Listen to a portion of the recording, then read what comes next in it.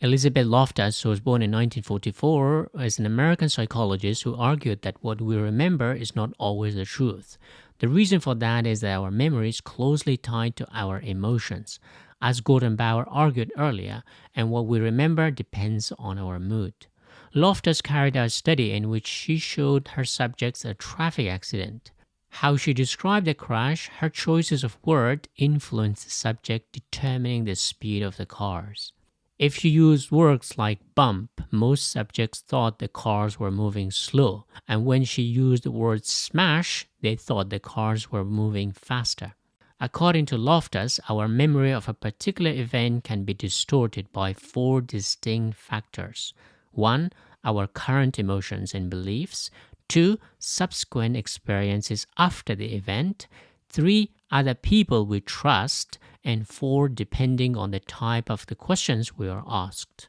In other words, what we think is the truth can be influenced by how we felt at the time, what happened later, other people we love, and shaped by a leading question.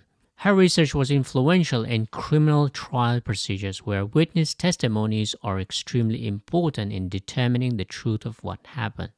So sometimes our mood distorts the truth because it makes us feel better if the truth or untruth favored our mood. We create our own stories in our head when we are emotionally invested in an experience which may not reflect reality. Loftus carried out another study in which she collected the stories about her subjects past from their relatives.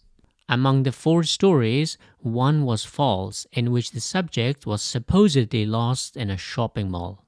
While most participants were vague about the mall experience, some accepted it as true. When told that one of the 4 stories was false, the majority singled out the mall story as false. But what's crucial is that about 20% of the participants chose another story, a true story, to be false.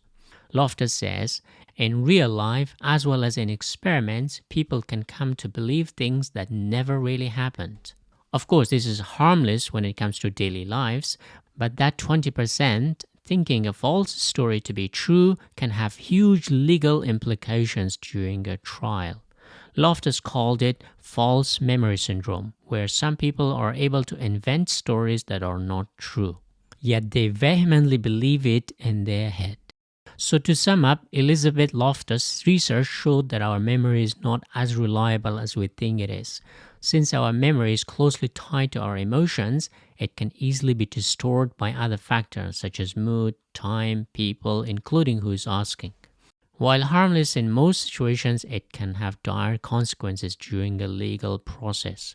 This also proved that human memory is not like a computer because our emotions influence what we remember and what we forget.